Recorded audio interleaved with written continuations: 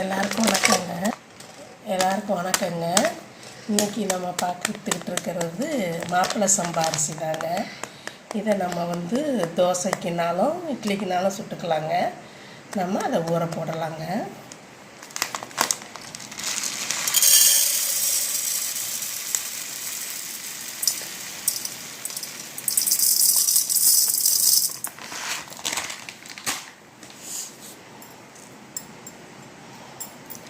நல்லா காப்பிடி போட்டிருக்கிறேங்க.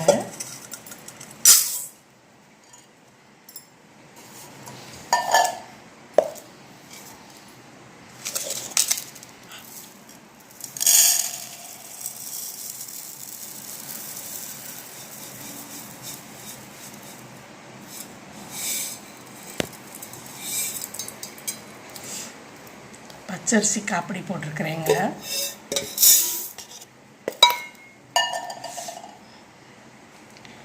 இதுக்கு தேவையான உளுந்து இது ரெண்டையும் சேர்த்து அரைப்படி வருதுங்க. 2 விளக்கு வருது. உளுந்து போட்டுடலாங்க. உளுந்து பார்த்திங்கன்னா சின்ன டம்ளர் நிறையா வச்சு போட்டு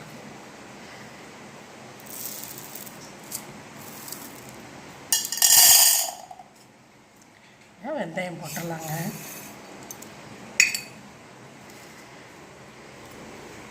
இதையும் சேர்த்து ஊற போட்டுடலாங்க. அரிசியோடு இதையும் போட்டுடலாங்க.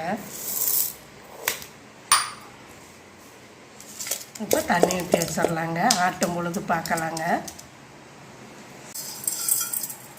தண்ணியில் போட்டுட்டேங்க.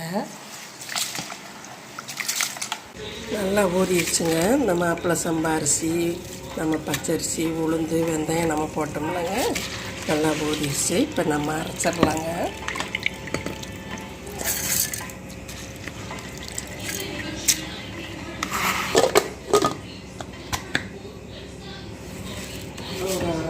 அப்புறம் தோசைக்கு இந்த அரைக்கும் பொழுதே ஒரு பூண்டு போட்டுடலாங்க. அதை நீங்கள் உரிக்கிற சிரமப்பட்டீங்கன்னா இதை இப்படி நம்ம எப்படியும் நம்ம வீட்டில் உரல் இருக்கும். அதை நம்ம இப்படி ஒரு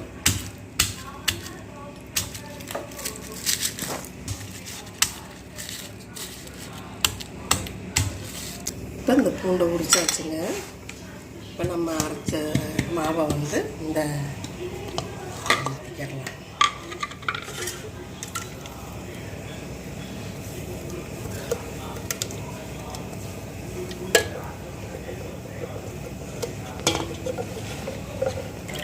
வெள்ளைப்பூடு போடுறதுனால இப்போ காட்டிருக்கோம்.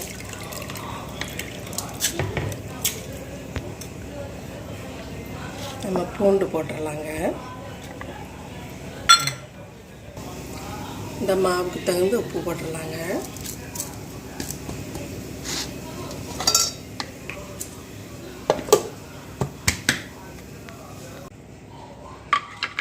கொஞ்சம் பெருங்காயத்தூள் போட்டுக்கலாங்க.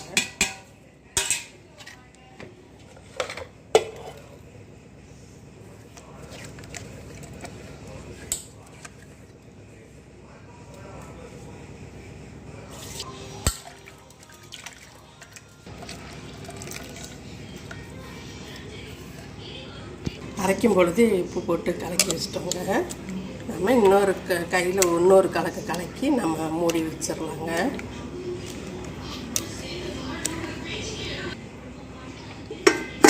பொங்கின பின்னாடி தோசை ஊற்றும் பொழுது பார்க்கலாங்க.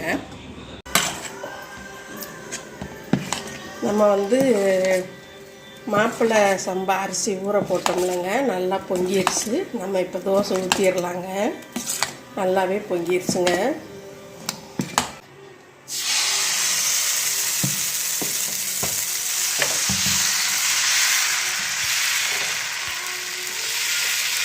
ஊற்றியாச்சுங்க. வேகட்டும்.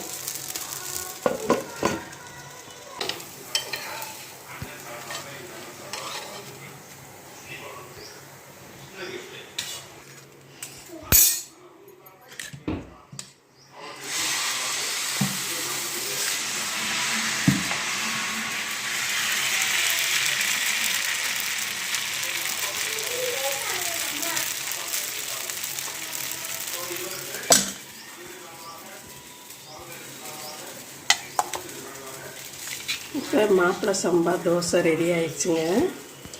இப்போ வாங்க நீங்களும் சாப்பிட்டு எப்படி இருக்குன்னு சொல்லுங்கள். நீங்கள் வர மாட்டேங்கிறீங்க, எதுவும் பேசவும் மாட்டேங்கிறீங்க எங்கள் கூட. அதனால் நீங்கள் செய்து சாப்பிட்டு எப்படி இருக்குன்னு சொல்லுங்கள்.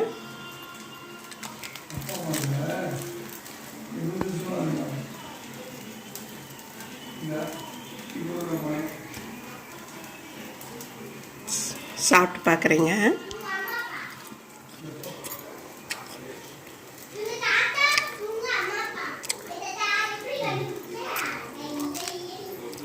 ரொம்ப அருமையாக இருக்குங்க. வெறும் தோசையும் ரொம்ப சூப்பராக இருக்குங்க. இந்த மாப்பிள்ளை சம்பா அரிசி தோசை வந்து நீங்களும் செய்து பாருங்கள், எப்படி இருக்குன்னு எங்களுக்கு செய்து சொல்லுங்கள். ரொம்ப ரொம்ப நன்றிங்க. நீங்கள் எங்களுக்கு கொடுத்துட்ருக்குற ஆதரவுக்கு வாழ்க வளமுடன்.